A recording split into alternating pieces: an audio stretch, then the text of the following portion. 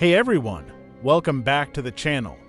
Today, we're diving into a pivotal event in African history, the Nigerian Civil War, also known as the Biafran War. This conflict, which raged from 1967 to 1970, was a brutal struggle for secession and self-determination. But what makes this war especially significant is that it wasn't just about the fight for independence. It was about ethnic identity, power struggles, and the complex legacies of colonialism. Let's rewind the clock and explore the causes, the key events, and the impact of the Nigerian Civil War. To understand the Nigerian Civil War, we first need to take a step back to the late 19th and early 20th centuries when Nigeria was a British colony.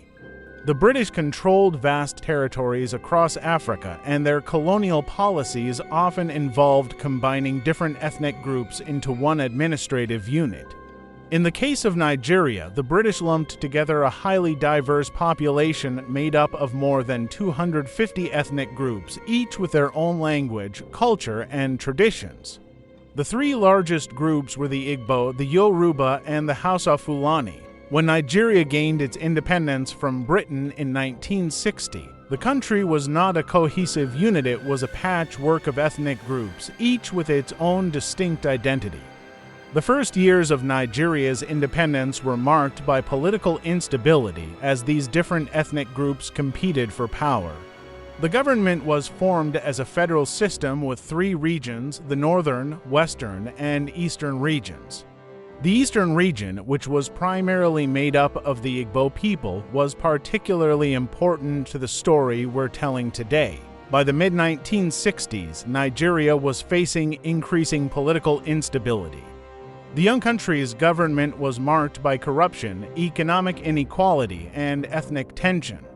One of the key drivers of these tensions was the sense of exclusion felt by various groups from the political elite. The North, dominated by the Hausa Fulani ethnic group, had the most political power, and this led to resentment in the other regions. In 1966, political tensions erupted into violence.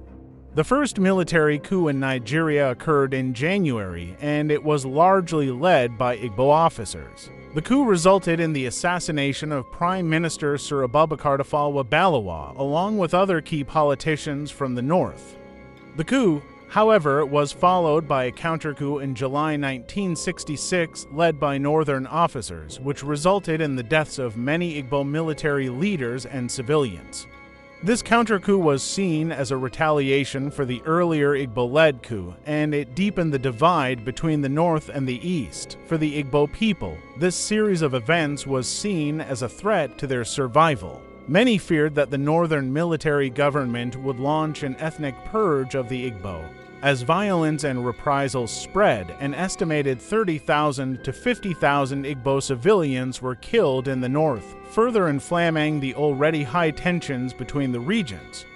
In the aftermath of the 1966 coups and massacres, the eastern region, dominated by the Igbo people, found itself in an increasingly hostile political environment. On May 30, 1967, Colonel Odungu Ojukwu, the military governor of the eastern region, declared the region's independence from Nigeria. He proclaimed the creation of the Republic of Biafra, citing the need for self-determination and the protection of the Igbo people. Ojukwu's declaration was not just a political move, it was a survival strategy for the Igbo people. The eastern region, with its majority Igbo population, feared further reprisals from the northern-dominated government, and Biafra's leaders felt that their survival could only be guaranteed through secession.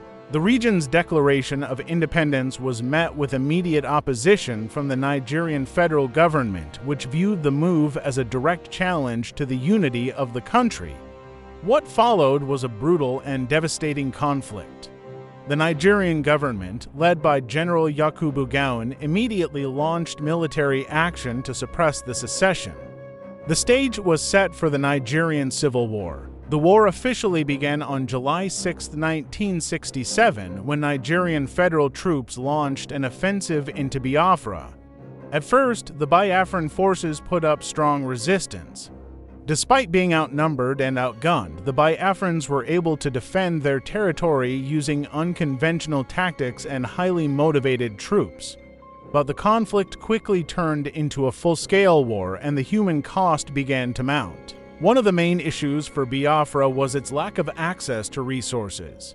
Nigeria, with its larger population and stronger economy, controlled most of the country's oil fields, which were a key resource for the federal government. Biafra, however, did have some key advantages, including a well-structured and motivated military, along with the support of many civilians who saw the war as a fight for survival.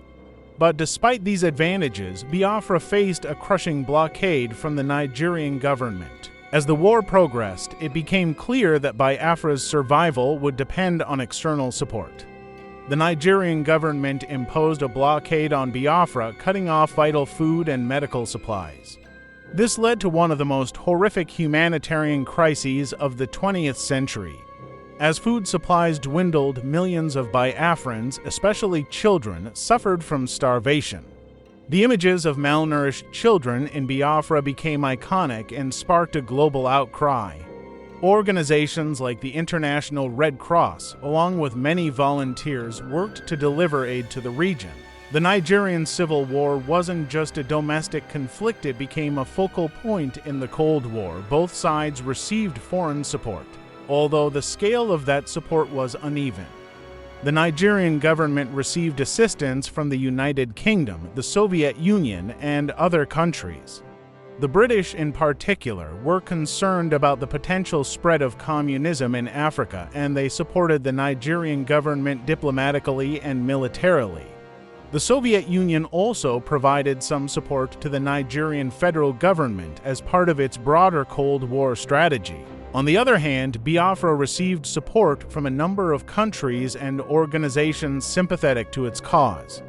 France, in particular, provided military and diplomatic support to Biafra, although this support was often secretive and covert.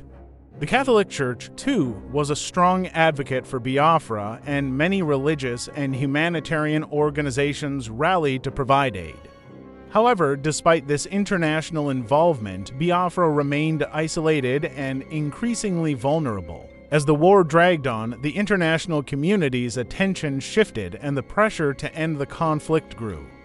After nearly 3 years of intense fighting, the war began to wind down.